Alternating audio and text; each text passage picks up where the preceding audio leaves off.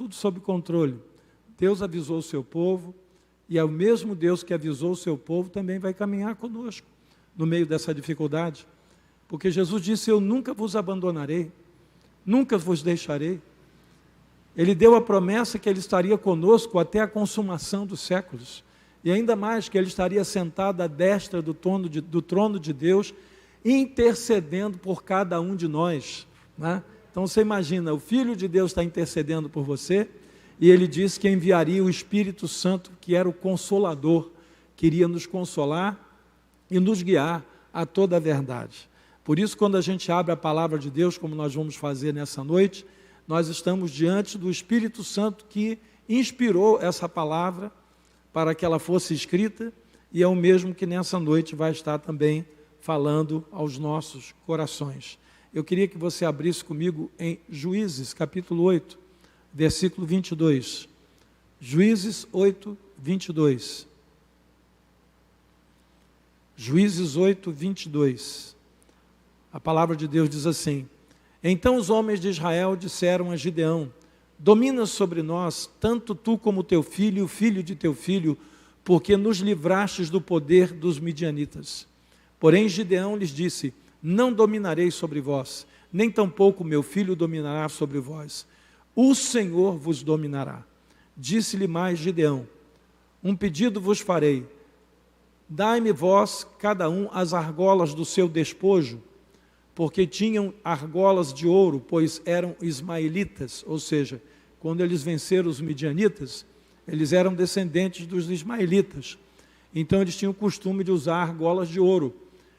Como eles foram despojados, então Gideão disse: pega dessa parte do despojo, me dá as argolas.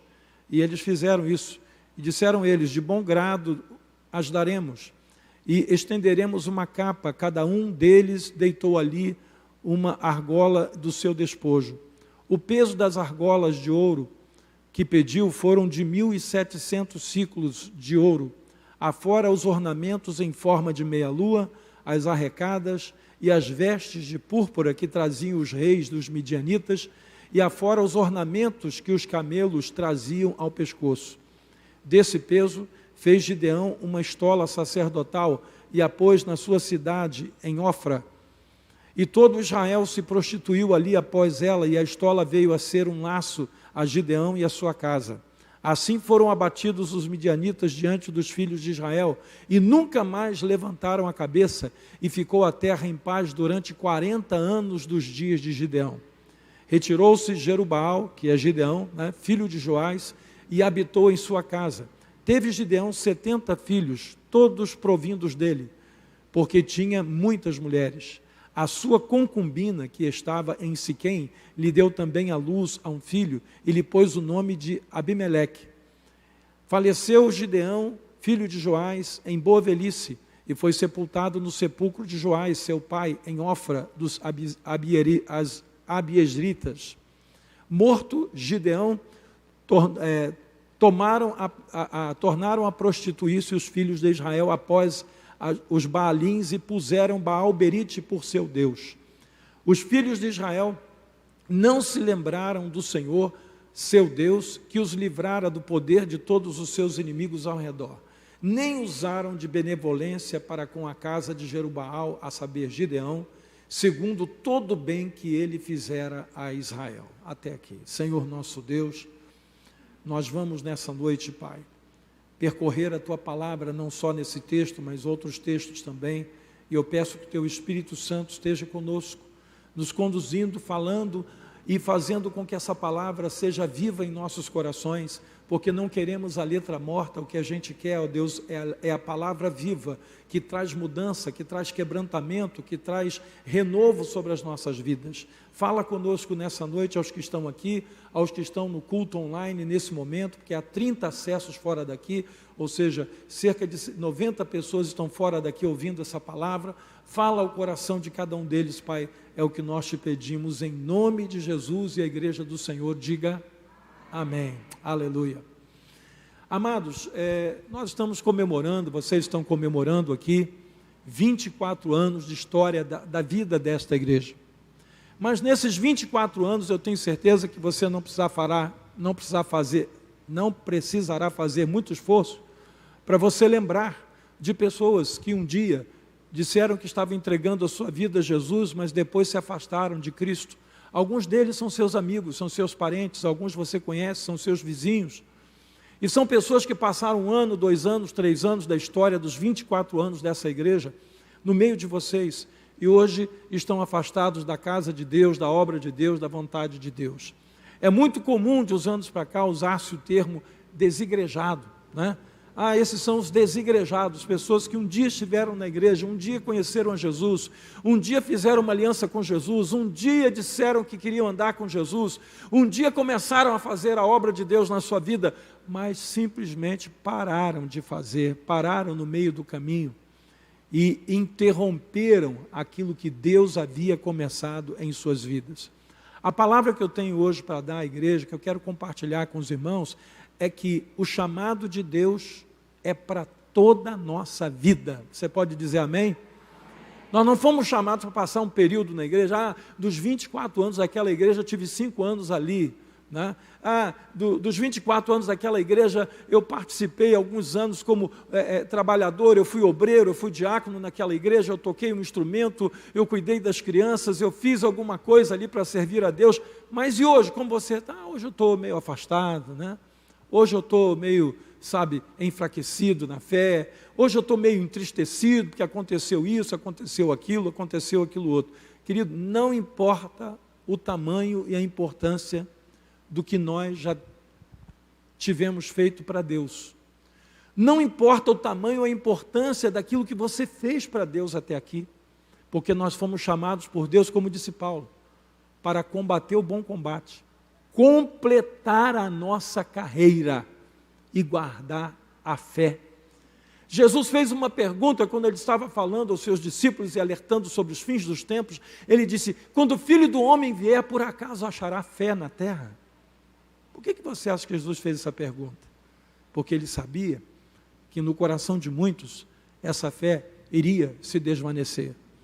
Quantos são hoje os países, as cidades, em que outrora, alguns anos atrás, o Evangelho foi forte naquele lugar, igrejas foram construídas, famílias foram formadas ao redor daquela igreja, mas você vai hoje lá e aquela igreja está vazia. Eu visitei uma igreja assim nos Estados Unidos, que me deixou muito triste, porque eu fui pregar numa Assembleia de Deus lá, que estava nos fundos de uma igreja construída à beira de um lago, uma igreja linda, linda, construída à beira de um lago, toda envidraçada, ali com capacidade para mais ou menos 1.000 e poucas pessoas, um grande estacionamento, todo asfaltado, bonito, e eles alugaram a parte de trás da igreja, onde a igreja Assembleia de Deus colocou uma lona, e ali eles estavam reunindo-se naquele lugar, uma igreja de brasileiros, e eu perguntei ao pastor daquela igreja: amado, e essa igreja que está aqui na frente? E ele disse: tem ali uns poucos remanescentes, todos muito idosos, porque os filhos já não estão mais aqui, os netos deles já não estão mais aqui.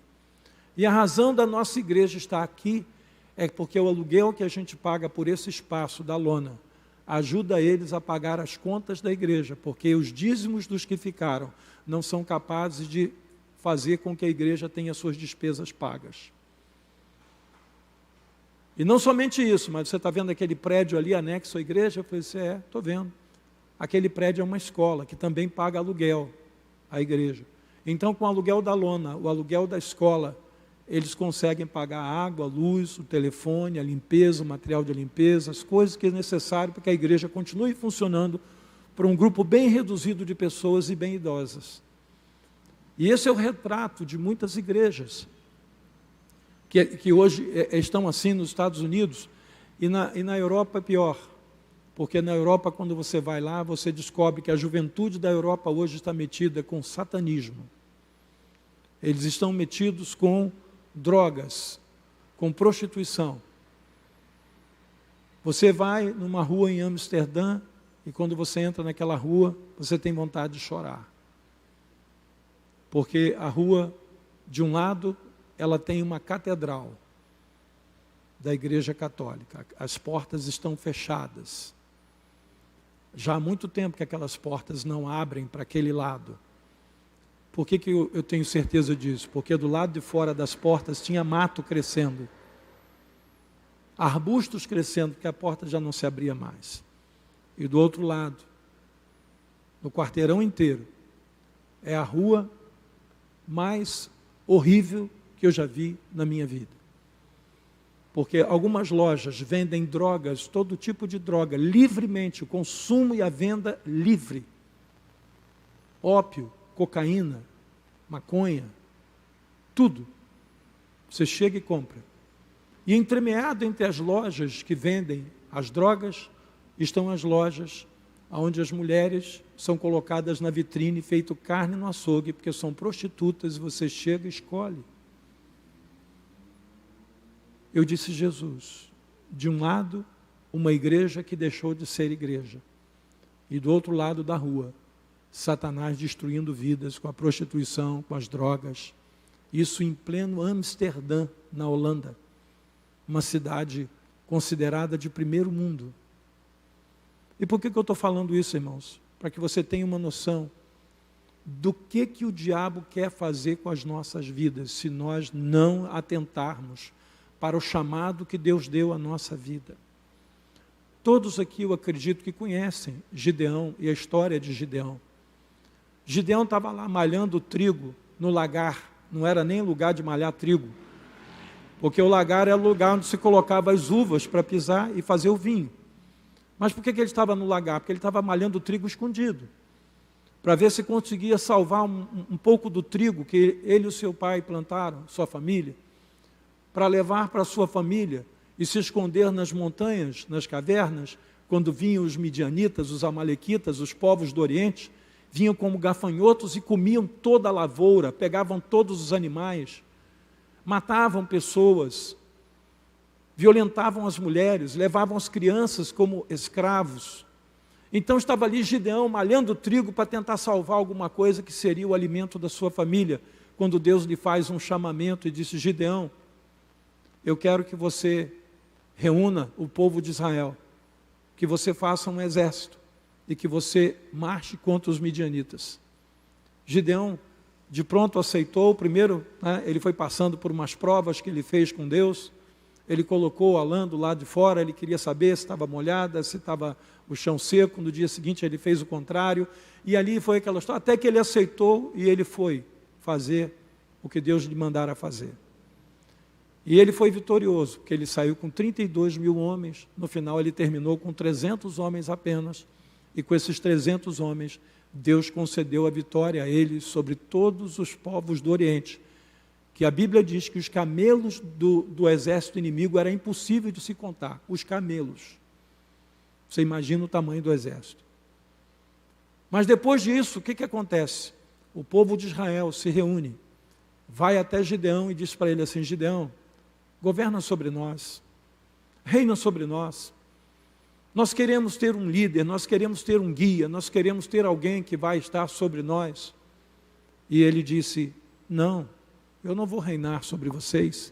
Eles queriam que Gideão reinasse, depois o filho dele, depois o filho do seu filho, ou seja, o seu neto.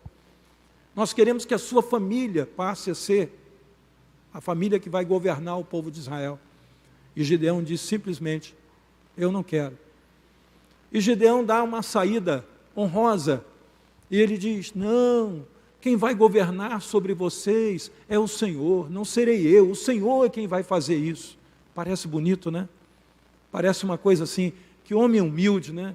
Ele está declinando da posição de liderança para pedir a Deus que faça. Irmãos, não, ele não estava sendo humilde, Gideão estava sendo covarde e comodista.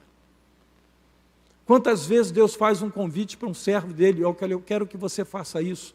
O pastor está pedindo, quando o pastor pede, olha, me ajuda nisso aqui, faz isso aqui, estamos com deficiência nessa área aqui, é Deus falando, olha, Deus está separando você para essa obra. E quantos irmãos dizem, não, mas eu estou muito ocupado, a minha vida não dá, eu não consigo, não estou pronto, não tenho capacidade, eu tenho muitos afazeres, enfim, sai pela tangente e não faz aquilo que deveria fazer. E alguém que não está disposto a ser um instrumento nas mãos de Deus, a tendência dessa pessoa é esfriar-se com o tempo. E foi justamente o que aconteceu com Gideão, com os seus filhos e com todo o povo de Israel. Gideão havia recebido da parte de Deus um chamado para liderar o povo de Israel, não apenas contra os midianitas, mas os próprios filhos de Israel disseram no versículo 22, então os homens de Israel disseram a Gideão, domina sobre nós, tanto tu como teu filho e o filho de teu filho, porque nos livraste do poder dos midianitas. Nós reconhecemos que você é um líder, reconhecemos que você é um homem de Deus, e conhecemos que você é um homem que tem capacidade para fazer esse trabalho. Mas Gideão, porém, disse, não dominarei sobre vós, nem tampouco o meu filho dominará sobre vós, o Senhor vos dominará. Amados, sempre que nós nos omitimos em relação à vontade de Deus, guarda isso no teu coração. Se Deus tem algo para fazer na nossa vida, ou através da nossa vida, e você se omite, você está cometendo um grande erro. E esse erro lá na frente poderá custar muito caro. Gideão não tinha noção do que ia acontecer com a passagem dos anos. Porque, na maioria das vezes, irmãos, a gente não faz alguma coisa que Deus está pedindo e não acontece nada na hora, não. Fica tudo certinho, tudo bonitinho. Passa 1 ano, 2 anos, 3 anos e parece que Deus até se esqueceu daquilo que Ele queria que nós fizéssemos. Nós estamos, querido, abrindo, na verdade, quando a gente faz isso, um espaço para que o diabo venha atacar pela nossa omissão.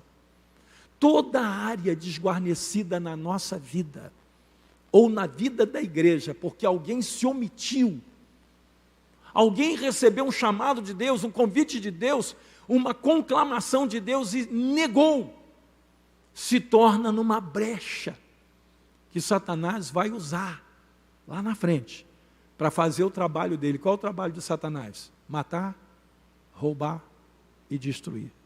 É o que a Bíblia fala. Então, quando Deus chama alguém e diz, meu irmão, minha irmã, faça isso. E como é que Deus chama? Deus manda descer um anjo do céu, vai lá na sua casa, faz uma visita. Não, Deus fala através de alguém. É um pai e uma mãe falando com o filho. É muitas vezes uma esposa avisando o marido. É muitas vezes um líder da igreja dizendo, meu irmão, minha irmã, nós estamos precisando que você faça isso ou aquilo. E a pessoa simplesmente se omite, está abrindo um espaço. Gideão jamais poderia imaginar o que aconteceria após a sua morte, por causa da sua missão em liderar o povo de Israel segundo a vontade de Deus. Não aconteceu na hora não, irmãos, aconteceu 40 anos depois.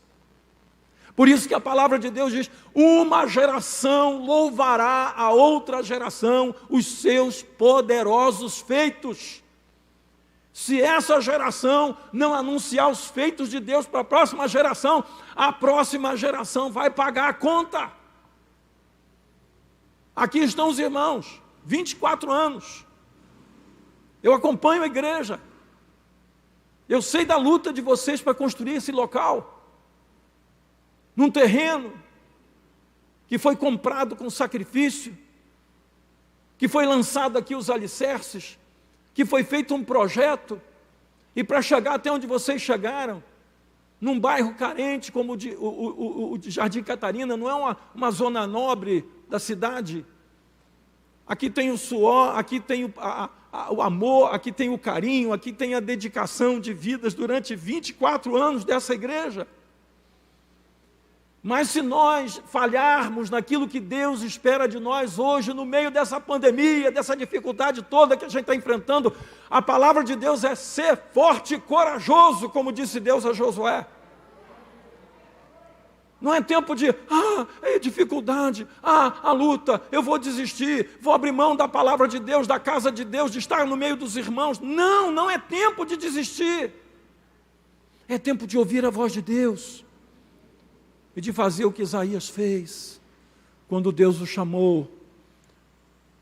Deus só fez uma pergunta para Isaías: Isaías, a quem enviarei?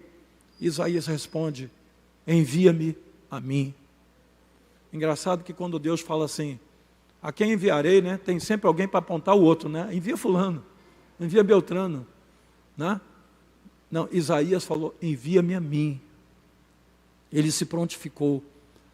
Já Gideão, ele negou.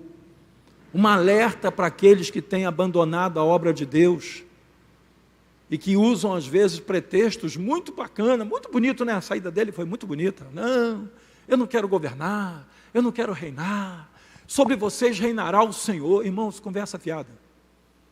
Deus só faz aquilo que nós não podemos fazer.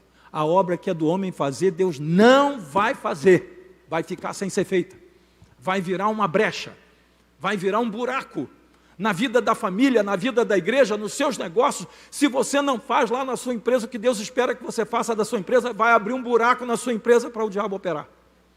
Se você não faz isso na sua família, vai abrir um buraco lá na sua família. E sabe quem vai aproveitar? Satanás. Porque aonde não tem um servo de Deus para Deus poder usar, tem sempre um enviado do inimigo, que entra ali e ocupa aquela brecha. Deus não se importa, querido, com símbolos ou imagens que lembrem o seu povo os fatos históricos, pois foi justamente isso que Gideão fez. Ele teve uma ideia, sabe aquela brilhante ideia? Eu não vou reinar não vou governar, mas eu tenho uma ideia. Vocês me arrumam um pouco do ouro aí que vocês pegaram dos amalequitas, né? e dos midianitas, e me dá aqui que eu tive uma ideia.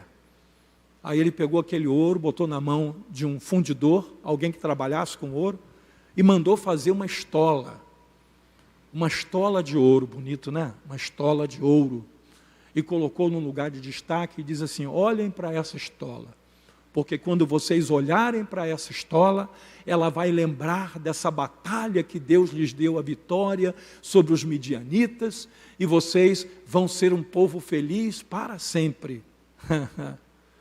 Gideão não tinha noção do que ele estava fazendo.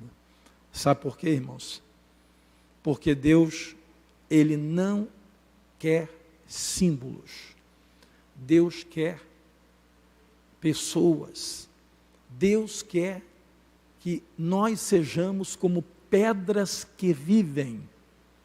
Como pedras que vivem, vocês serão edificados casa do Senhor. Eu sei que essa igreja foi construída, está sendo construída, como a de Columbandê, nós estamos em obra também. Nós precisamos de um local físico que tenha um telhado sobre a nossa cabeça, porque a hora que chove lá fora, mas não chove aqui dentro. Quando o sol está forte lá fora, os irmãos estão protegidos do sol aqui dentro. Os equipamentos que a igreja compra, tem portas, tem janela para poder fechar, para que o ladrão não venha à noite roubar. É necessário ter a casa física, mas eu digo para os irmãos, a casa física sem as vidas não serve de nada. Como já disse os irmãos, eu visitei muitos monumentos nos Estados Unidos e na Europa, igrejas monumentais, verdadeiras catedrais, com vitrais de 2, 3 séculos atrás, coloridos, lindos. Mas as igrejas estão vazias e viraram monumentos históricos.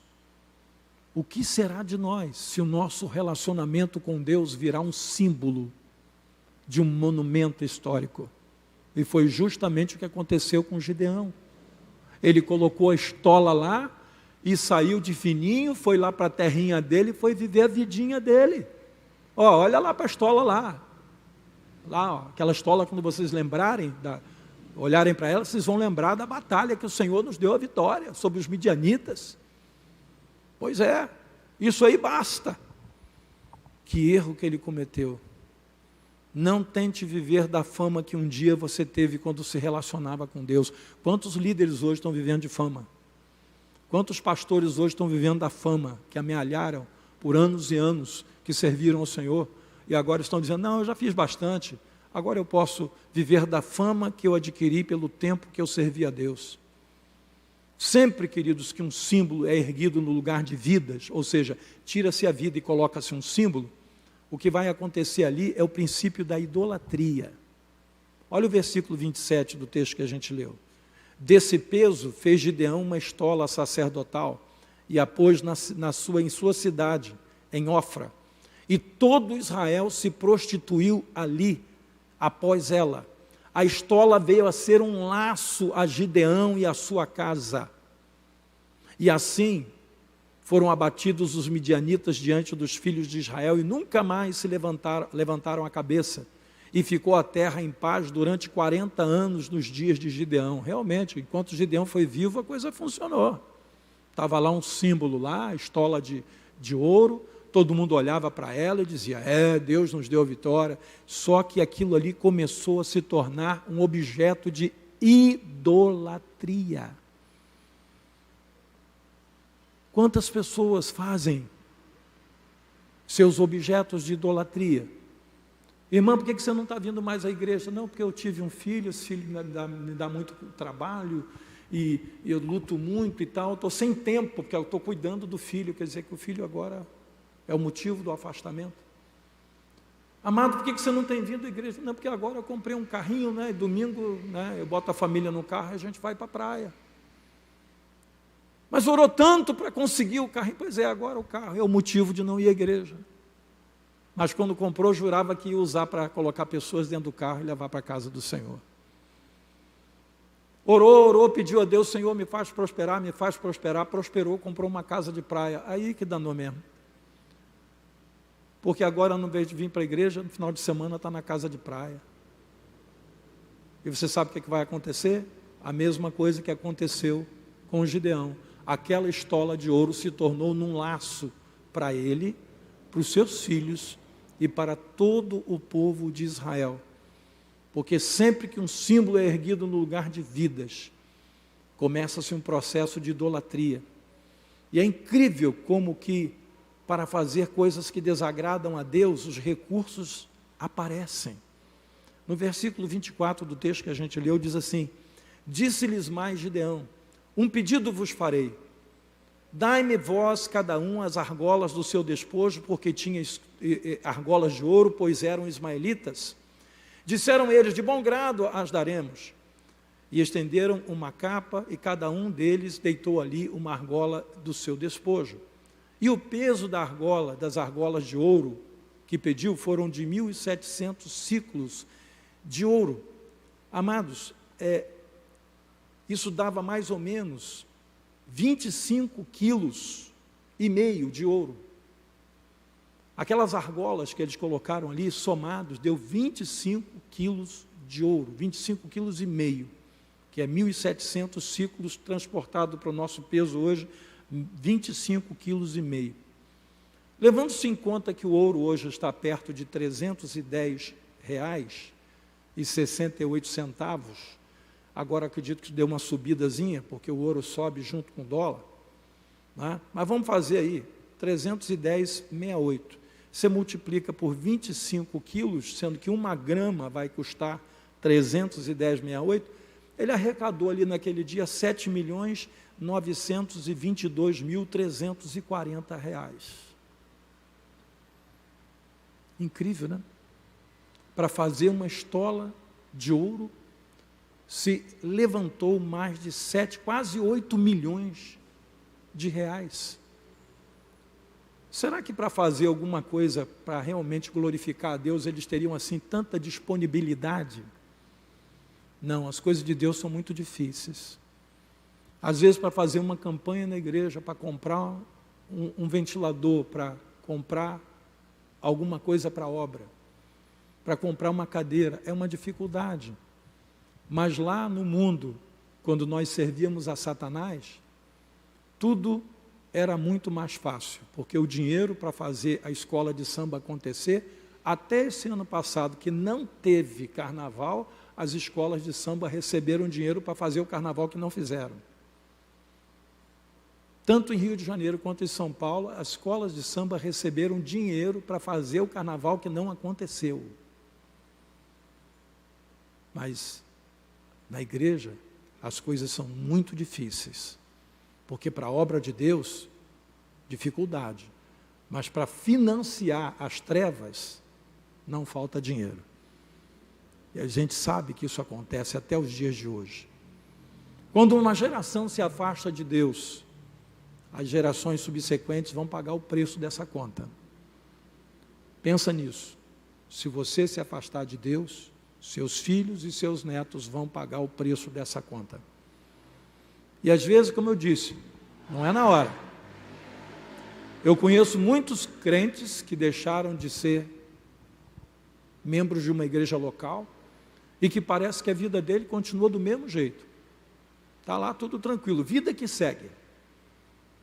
Mas à medida em que os filhos vão crescendo longe da casa do Senhor e da palavra de Deus, embora os conceitos possam ser dados, porque o pai e a mãe digam, olha, não faça isso, não faça aquilo, orienta o filho, mas ele não está em contato mais com a palavra de Deus. Domingo ele não vai à casa do Senhor para fazer uma leitura bíblica, ouvir uma mensagem, não vai.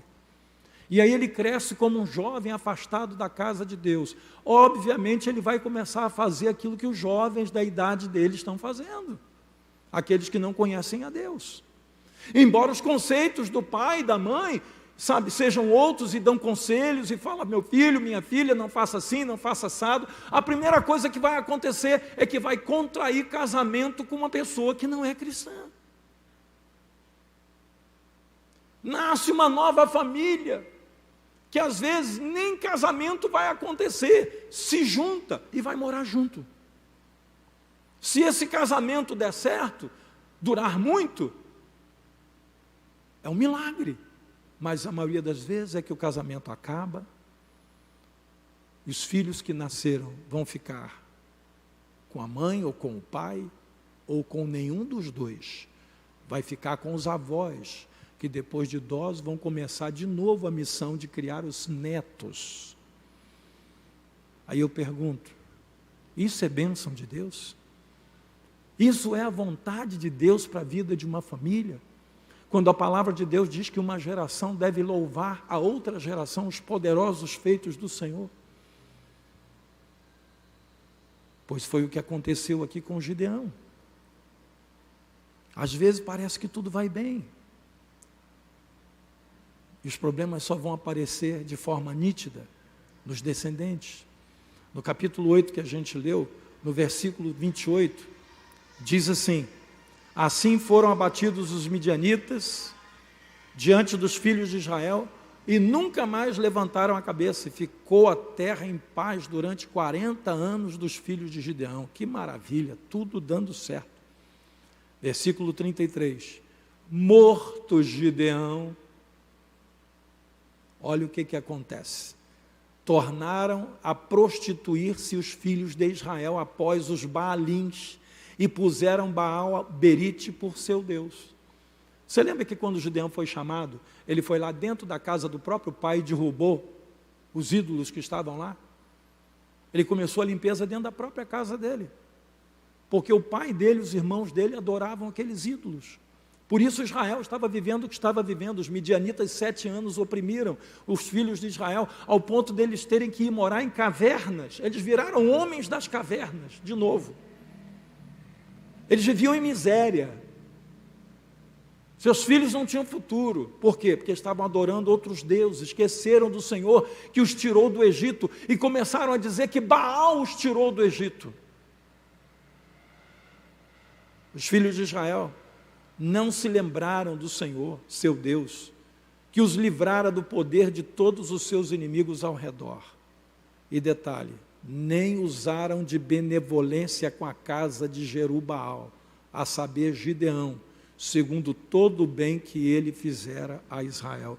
Nem a cara dos filhos de Gideão eles livraram. Pelo menos em memória. Olha, ele está morto, mas vamos reconhecer que os filhos dele, né, devem ser bem tratados. E isso não aconteceu. Sempre que há um espaço criado nas nossas omissões, o diabo vai usar pessoas ambiciosas para ocupar esses espaços, para cumprir a sua obra de matar, roubar e destruir. Você quer ver como é que funciona isso? Aí em Juízes capítulo 9, no versículo 1 diz assim, Abimeleque, filho de Jerubaal, se foi a Siquém, aos irmãos de sua mãe, ou seja, Gideão teve um filho bastardo com uma concubina, e esse não morava junto com os outros filhos, ele estava numa outra cidade. Quando ele soube que o pai dele era morto, ele foi a Siquém, aos irmãos de sua mãe, e falou-lhes a toda a geração da casa de seu pai e de sua mãe, dizendo, ou seja, foi lá na mãe dele, que era a concubina de Gideão, reuniu as tias, os tios, os primos, e olha o que ele falou: falai, peço-vos, aos ouvidos de todos os cidadãos de Siquém, que vos parece melhor, que 70 homens, todos filhos de Jerubaal, que era Gideão, dominem sobre vós, ou apenas um domine sobre vós? Lembrai-vos também que eu sou osso vosso e carne vossa. Ou seja, lembrem que eu também sou filho dele. Sou filho de uma concubina, mas sou filho de Gideão. Então os irmãos de sua mãe, que nada tinha a ver com os outros irmãos, né? E eram todos cidadãos de Siquém, ouviram essas palavras, né? E o coração deles inclinou-se a seguir Abimeleque, porque disseram, é nosso irmão. Entre escolher os outros de lá, que a gente nem conhece, e seguir Abimeleque, que esse é nosso irmão, vamos seguir a ele. E deram-lhe 70 peças de prata da casa de Baal-Berite, com as quais alugou Abimeleque uns homens levianos e atrevidos que o seguiram. Olha aí de novo, o dinheiro sendo dado, financiando algo terrível que ia acontecer. Irmãos, o Brasil está passando pelo que está passando, porque o nosso dinheiro anda sendo usado para financiar homens maus e levianos, como diz aqui o texto que nós acabamos de ler. Abimeleque, ele alugou homens levianos e atrevidos que o seguiram. Foi à casa de seu pai em Ofra e matou seus irmãos, os filhos de Jerubaal, 70 homens sobre uma pedra. Porém Jotão, filho menor de Jerubaal, ficou porque se escondera. Então ajuntaram-se todos os cidadãos de Siquém, toda Bet-Milo, e foram e proclamaram Abimeleque rei, junto ao carvalhal memorial que está perto de Siquém. Ou seja, esse homem encontrou espaço naquilo que Gideão fez, de não querer governar sobre Israel, para que ele num dia só matasse todos os filhos de Gideão, sendo ele irmão por parte de pai de todos eles. Amados, quando a gente negligencia a obra de Deus, negligencia a casa do Senhor, negligencia aquilo que Deus manda a gente fazer, por menor que seja. Se a tua tarefa é essa, cumpra a tua tarefa, meu irmão. Eu estou vendo aqui as irmãs que estão lá no computador, gerando imagem, para que os irmãos que estão em casa no online possam receber esse culto, né? Estão aqui 36 acessos agora acontecendo. Tem 36 famílias agora sendo atingidas fora daqui. Eu estou vendo os irmãos do som trabalhando ali. Eu vi que o Ministério de Louvor estava louvando a Deus aqui. E tinha obreiros lá embaixo quando eu cheguei e me receberam. E estavam recebendo as pessoas que estavam chegando lá. A igreja é isso, cada um cumprindo a sua missão. É a irmã que está nesse exato momento com as crianças. É o berçário que funciona na igreja. Nesse período a gente não tem funcionado. Dificuldade com as crianças, por causa da pandemia. Mas quando você cumpre o teu papel, quando Deus te chama para fazer algo e você fala assim, Senhor, estou aqui, estou pronto, pode me usar, Senhor, eu vou fazer a tua obra. Enquanto eu viver nessa terra, Satanás não vai ter espaço na minha vida para fazer nada que não seja a vontade de Deus.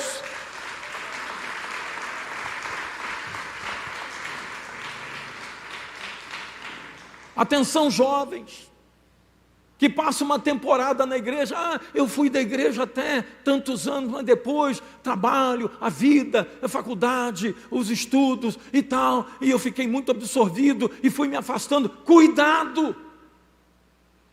Mas eu tenho o Senhor no coração, eu tenho, Gideão também tinha.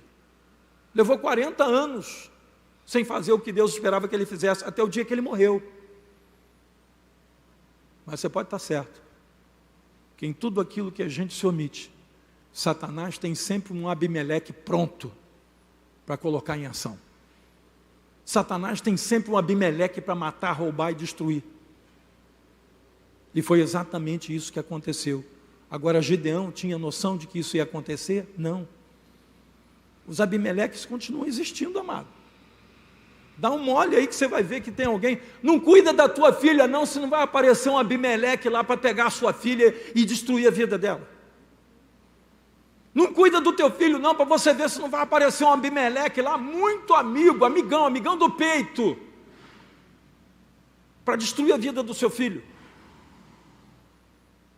E você diz, mas eu criei tão bem esse menino, eu dei tão bons conselhos para ele. Pois você deveria ter envolvido ele na obra de Deus ao seu lado, juntamente com você, na casa do Senhor, ensinando, caminhando com ele, com ela, porque quando a gente se omite, querido, os pais que se omitem, terão seus filhos tocados pelos Abimeleques da vida. Cidadãos que se omitem, fazem com que políticos façam o que estão fazendo. Eu conheço um monte de crente que no dia da eleição ele não vai votar não. Votar não. Sabe lá. Aí depois o Abimeleque começa a reinar e ele começa a reclamar. Senhor, isso é um absurdo, Senhor. Senhor, me livra desse Abimeleque que está fazendo isso com a nossa cidade. Pois é, você tinha que ter ido lá votar, rapaz. Esse crente perde até o direito de orar. Quem não vota não deve orar pela cidade, não. Se não votou, orar para quê?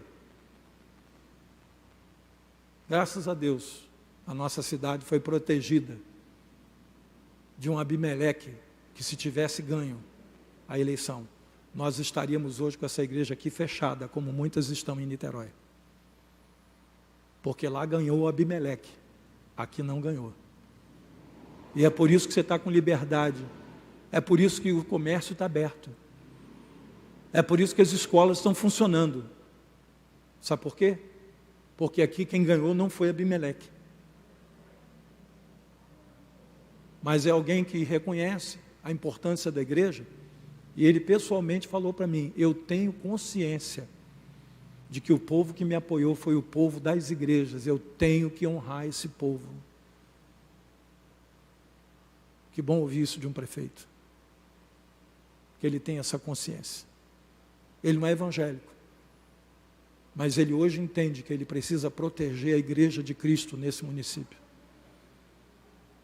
Ao passo que o outro teria fechado, sem dó nem piedade. Você entende, irmãos, como que é importante nós não nos omitirmos? Não podemos nos omitir como pais, como cidadãos, nem como verdadeiros cristãos. Você sabe por que reinam os falsos profetas? Porque tem crente que se omite em conhecer a palavra de Deus. O crente, quem aqui está matriculado na EBD, está fazendo a escola bíblica dominical, que começou na Nova Vida agora? Quem está matriculado aí? Quem está fazendo? Cadê o restante? Vou dar um aviso para você, hein? O falso profeta, ele não tem tabuleta escrito falso profeta, não tem não. Ele parece ser verdadeiro. Sabe lá em Apocalipse quando diz que a besta que emerge da terra, ela tem aparência de cordeiro, mas quando ela fala, fala como um dragão. Sabe quem vai reconhecer esse dragão? Quem conhece a palavra. O falso profeta não faz festa quando alguém conhece a palavra, porque vai dizer, alto lá, a Bíblia não diz isso. A Bíblia diz outra coisa. Mas você sabe por que tem muito falso profeta no Brasil hoje? Porque tem muito crente que não conhece a palavra. E conhecereis a verdade vos libertará. Slogan do nosso presidente. João 8,32. E como fazer se o crente não conhece a verdade? Se ele não estuda a palavra, se ele não mergulha na palavra? Como? Eu estou falando com o povo lá de Colubandê. Meu irmão, se ajeita aí. Se você não conhece a Bíblia, eu vou te dar uma notícia. Satanás conhece a Bíblia toda. E ele vai levantar um falso profeta e você vai cair na profetada dele. Porque você não vai ter discernimento. Como cristãos amados, nós precisamos levantar para dizer, Senhor, eu quero conhecer mais e mais de Ti. eu quero mergulhar nas tuas profundezas, eu quero enfincar as minhas raízes na tua palavra, para que o diabo não venha me enganar, porque a Bíblia diz que ele vai enganar, se possível, os próprios eleitos.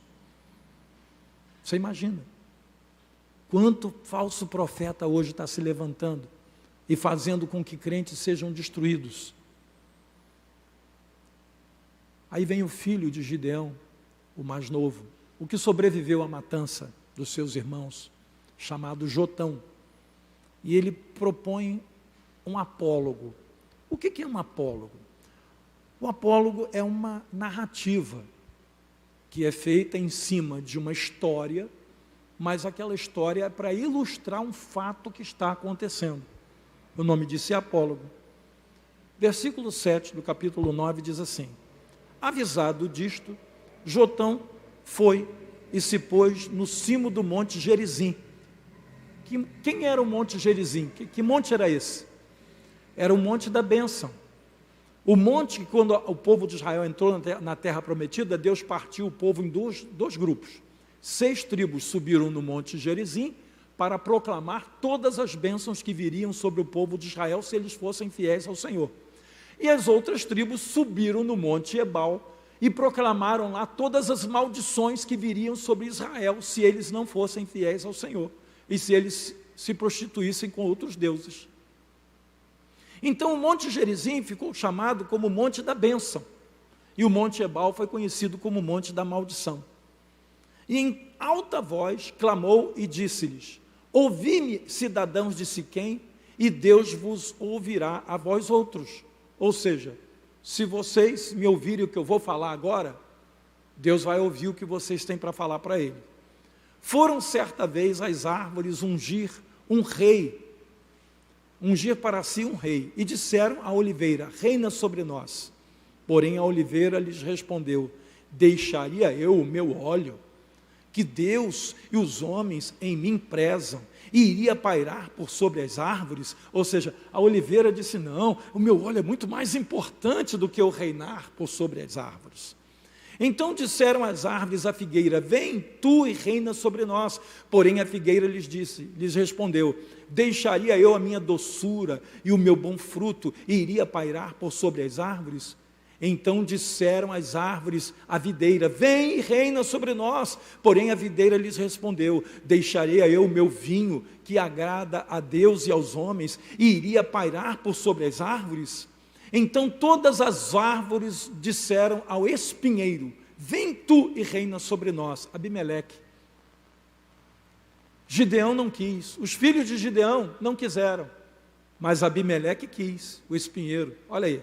Respondeu o espinheiro às árvores: se deveras me ungis rei sobre vós, vinde refugiar-vos debaixo da minha sombra, mas se não, saia do espinheiro fogo que consuma os cedros do Líbano.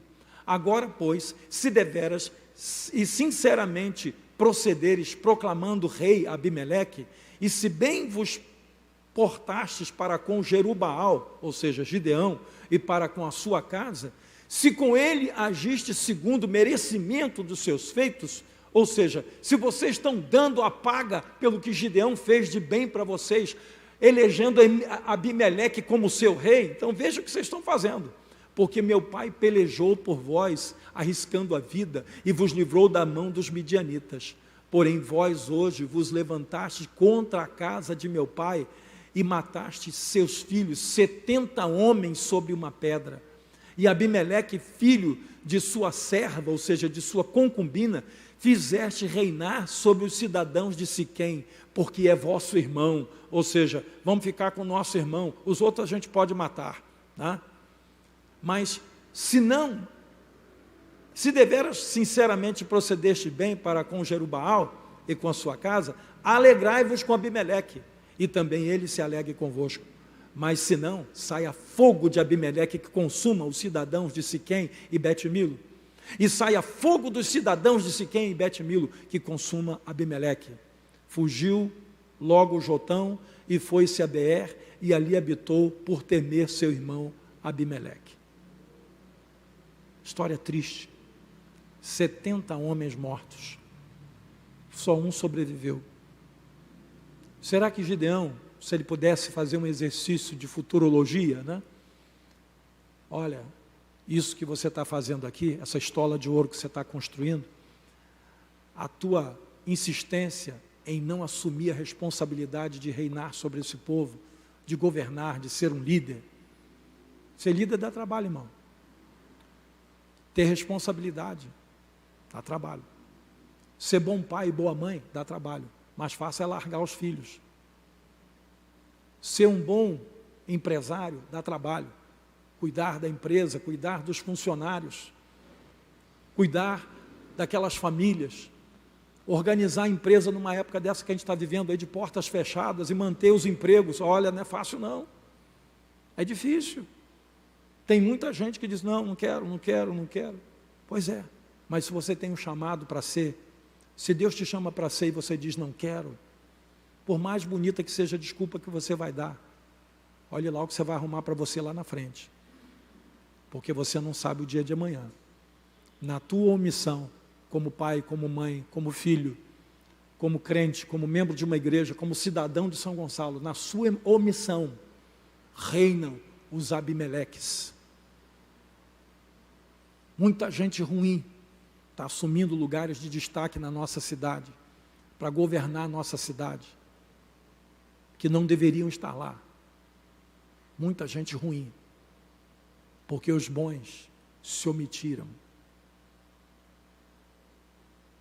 E o que mais espanta não é a maldade dos perversos, mas é a omissão dos bons. Quando você tem que fazer e não faz. Quando você se afasta, se exime, se esquiva, dá uma boa desculpa e não faz o que Deus espera que você faça. Há vários cristãos que estão ouvindo essa palavra, de quem o Senhor tem cobrado uma posição diante das oportunidades que lhes são dadas. Tem muita gente boa que conhece a Cristo, a palavra de Deus, Deus está chamando, não, agora não posso não, ver outro, para mim não dá. Deus tem chamado você para ser um instrumento nas mãos dEle, em diversas áreas. Muitos dos convites que eu recebi de Deus, eu me achava incapaz, eu me achava inapropriado para fazer aquele trabalho. Mas eu olhei em volta e disse, Senhor, não tem ninguém, e eu não vou deixar a tua obra à deriva. E mesmo não sendo eu o melhor, porque eu reconheço que tem fulano, tem o Beltrano, tem o Ciclano, que são melhores do que eu, mas eles não querem fazer. A tua obra não pode ser abandonada. E eu aceitei o convite, não por achar que eu era o melhor, mas para não deixar a obra de Deus abandonada. E sempre que eu fiz isso, Deus me honrou, me usou, me instrumentalizou para abençoar vidas. E você pode estar certo que Deus quer fazer a mesma coisa com você. Você ser um instrumento nas mãos do Senhor, dentro e fora dessa igreja. Há várias áreas da casa do Senhor que estão descobertas, porque os chamados recusaram fazer o que Deus esperava deles. Você não tem noção da brecha que você abriu quando você fez isso. Você não tem noção do que pode acontecer 1 ano depois, 2 anos, até 40 anos. 40 anos depois, Gideão tem 70 filhos assassinados, todos no mesmo dia. Somente, queridos, a nossa observância ao chamado de Deus pode frustrar os planos do diabo. Só tem uma coisa que frustra os planos de Satanás, é quando Deus usa alguém. Às vezes Deus usa até um jumento, tá? Para falar com o profeta insensato, chamado Balaão. Hoje nós temos um presidente da República que não é evangélico, mas que às vezes ele fala melhor do que muita gente crente. Ah, mas ele é um homem muito tosco, ele é um homem muito difícil, as palavras dele são pesadas. Alguns acham até que ele deveria fechar mais a boca. mas Deus tem usado ele poderosamente nessa nação, para falar a favor da família, da igreja, da liberdade de culto, de expressão, da liberdade de escolha, de trabalhar ou não trabalhar. Ele disse, nós não podemos abrir mão da nossa liberdade, porque quem abre mão da liberdade em troca de um pouco de segurança, um dia não vai ter nenhum dos dois, nem a liberdade nem a segurança. A liberdade não se abre mão. Que você seja um homem livre, uma mulher livre, mas sempre compromissado com a vontade de Deus na sua vida. Para que quando você orar a oração que o Senhor Jesus nos ensinou, do Pai Nosso, você possa dizer, Senhor, seja feita na minha vida a tua vontade, assim como ela é feita no céu. Senhor, eu não quero nada que não seja da tua vontade. E que cada ano de vida desta igreja seja um ano para você contar como alguém que participou integralmente da vida desta igreja. Não apenas como ouvinte negligente, mas como operoso praticante. Como aquele que diz para o seu pastor, para o seu diácono, para o líder de ministério, pode contar comigo. Eu tenho pouco, eu sei pouco, eu consigo pouco, mas esse pouco eu quero entregar para o meu Deus. Eu posso não ser o melhor, mas eu quero me tornar o mais disponível para Deus. Eu posso não ser o maior, mas eu quero ser o mais entregue nas mãos do meu Deus. É exatamente isso que Deus quer, para abençoar a sua casa, a sua família, guardar os seus filhos, os seus netos, e que um dia você possa dizer para eles, combati o bom combate, completei a minha carreira e guardei a fé. Se você quer ir para o lugar onde eu estou indo, disse a minha avó para os seus filhos, que nenhum deles era crente na época. Se vocês querem ir para o lugar onde eu estou indo, isso foi no leito de morte, dentro de um hospital, estágio terminal de câncer, e ela dizendo, não chorem, não fiquem tristes, porque eu estou muito feliz, os anjos do Senhor estão aqui nesse quarto, eles vieram me buscar. Ela estava tendo uma visão dos anjos, e os médicos disseram, é morfina, morfina. A gente deu muita morfina para ela. Essa mulher serviu o Senhor, colocou a sua vida a serviço de Deus, para fazer a obra de Deus, de toda maneira que ela podia. Era uma mulher de oração, uma mulher cheia do Espírito Santo, completou a sua carreira, sempre combatendo o bom combate, e guardou a sua fé. Que você possa passar isso para os seus filhos e para os seus netos, porque a coisa mais linda dessa igreja está fazendo 24 anos, e da igreja poder completar o ano que vem o seu jubileu de prata. Irmãos, o nosso jubileu de prata parou no meio, março do ano passado, 25 anos da igreja, igreja em festa, dia 15, parou os cultos todos, os convidados não puderam vir.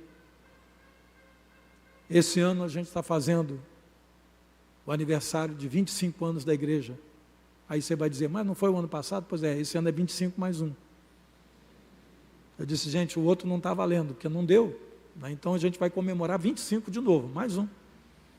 Não é 26, é 25 mais um, você entende?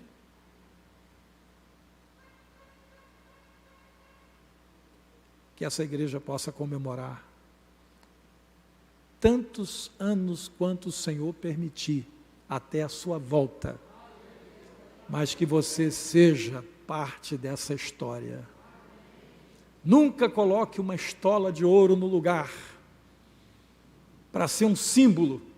Tem gente que pega a Bíblia e bota em casa para a família ver, aberta lá no Salmo 23, Salmo 91 na estante. Eu vou dizer para você, não serve de nada, só para pegar poeira, e a página vai ficar amarelada. Você precisa ser uma Bíblia aberta dentro da sua casa, para os seus filhos, para os seus netos.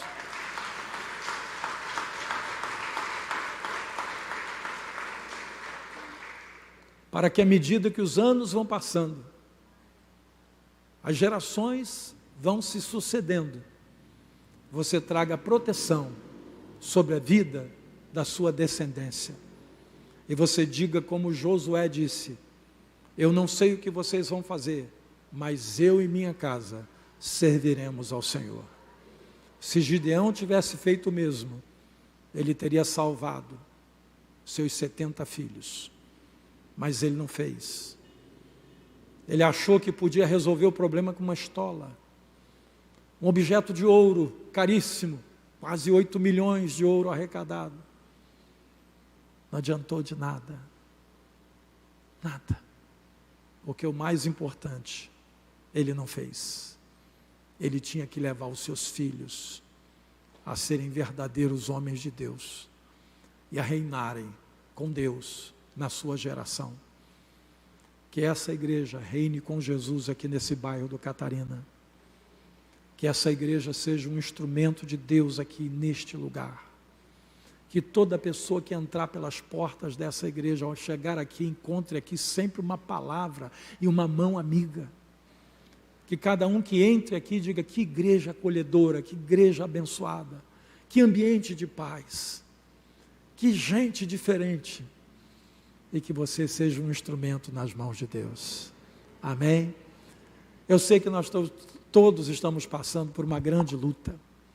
Essa semana passada nós perdemos lá para a Covid o nosso amado diácono Sérgio, um fiel escudeiro, um homem que frequentava a minha casa quase que diariamente, que muitas vezes quando eu fui para congressos, seminários com a Raquel, meus filhos pequenos ficavam na casa dele. Era uma proximidade muito grande. Eu dizia para ele: Sérgio, você vai ter que levar um pastor no aeroporto, o voo dele vai acontecer às 7 horas, já teve um voo de 6 horas da manhã, lá no aeroporto internacional. Ele saía de casa 3 horas da manhã para apanhar o pastor e levar o pastor lá para 6 horas ele está dentro do avião. Esse homem foi acometido da Covid, sua filha passou bem, sua esposa agravou, mas venceu, graças a Deus, mas ele não resistiu. E com ele são 5 membros da nossa igreja, fora os parentes, vizinhos, amigos aí, a gente não tem como contar, mas são 5 pessoas, membros da igreja, que foram levados pela Covid. A gente não sabe, irmãos, até quando a gente vai estar aqui. Por isso a gente não pode adiar nada. Não adie o que Deus espera que você faça hoje. E se você vem meio entristecido, meio abatido, meio enfraquecido, os irmãos que estão aqui e os que estão em casa, tem 37 acessos agora. Tem mais de 90 pessoas assistindo a gente em casa, porque a média é 3 por acesso. Que cada um desses irmãos entenda. Essa pandemia vai passar. Vai passar, irmão. Sabe por quê? Porque todas passaram. A gripe espanhola que aconteceu no século passado ceifou muitas vidas. Foram mais de 50 milhões de pessoas ao redor do mundo, numa época em que a população era bem menor do que a de hoje. 50 milhões de pessoas morreram na gripe espanhola. Mas a misericórdia do Senhor dura para sempre, e de geração em geração a sua fidelidade. Quero convidar você para nós ficarmos de pé. Eu quero orar pela sua vida, pedindo a Deus que você seja um crente de verdade, que você seja daquele como Isaías: Senhor, eis-me aqui, envia-me a mim. Posso não ser o melhor, mas sou o mais disponível. Que você sempre seja disponível para Deus. Se você vem enfrentando lutas, está passando por dificuldades, pessoas perderam emprego nesse período agora. Eu tenho orado na igreja para Deus abrir novas oportunidades. Tem gente que na pandemia mudou de área, Trabalhava com uma coisa, está trabalhando com outra. E Deus está abençoando. As coisas estão indo bem, está dando certo. Muita gente aí, né, dando os seus pulinhos pela internet, vendendo coisas, aprendendo novas profissões, fazendo cursos, se especializando em outra área. Que Deus possa usar você tremendamente. E que nesse período de pandemia, você veja a graça de Deus sobre a sua vida, sobre a sua casa, sobre a sua família, sobre os seus negócios e principalmente sobre a sua fé. Que a sua fé nesse período não desvaneça, mas que ela cresça, que ela se torne mais robusta e que você creia que o Deus que nos trouxe até aqui vai nos conduzir até a eternidade. E um dia teremos um encontro com Ele. Não importa. Não importa as lutas, importa que Deus está conosco. Amém, igreja? O Senhor está conosco.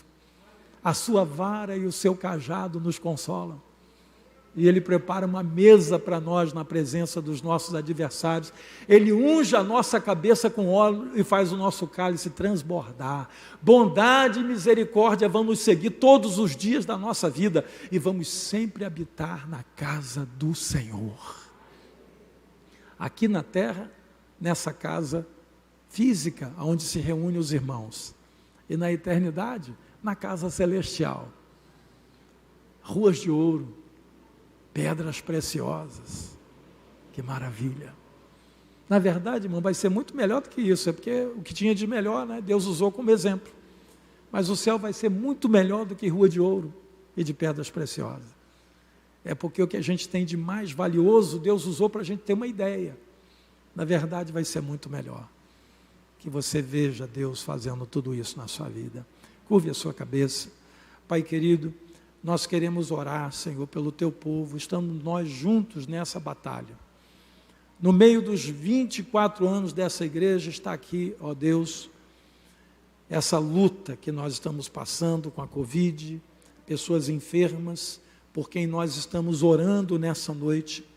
Pai querido, há pessoas aqui que deixaram em casa, talvez alguém que está trancado num quarto de quarentena até cumprir o período que possa sair dali. Por isso, Pai, eu rogo a Ti, eu oro a Ti, que estas vidas sejam, ó Pai, cuidadas por Ti, que eles não venham, ó Deus, a precisar de internação, mas que mesmo em casa, tomando os remédios que podem ser tomados, eles venham a melhorar e voltar ao convívio social. Pai querido, toma nas Tuas mãos esse irmão idoso, essa irmã idosa, que os médicos dizem que é grupo de risco.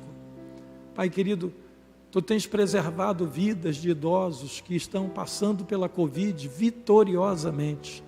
Guarda a vida desses irmãos, Pai. É o que nós Te pedimos em nome de Jesus. E pedimos pela vida desta igreja, enfrentando as lutas que está enfrentando. Estamos, ó Pai, desejosos e ansiosos por voltar a poder estar perto do nosso irmão.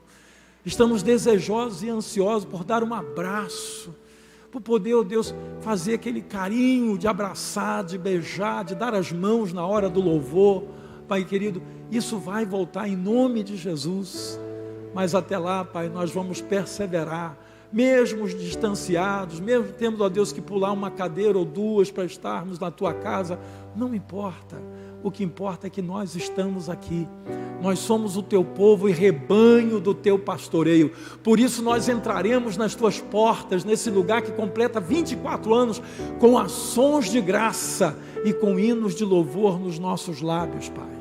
Nós Te agradecemos, Pai, em nome de Jesus, pela vida do pastor Renê, da Jaísa, dos diáconos, dos pastores auxiliares dessa igreja, Pai querido, nós Te agradecemos, ó Deus, porque aqui está o corpo vivo do Senhor Jesus, aqui está uma igreja pulsante, ó Deus, que há 24 anos vem proclamando nesse bairro, que Jesus Cristo é o Senhor.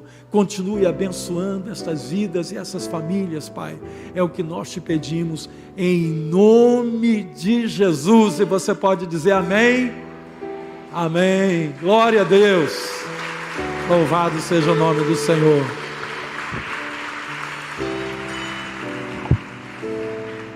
Amém, eu agradeço com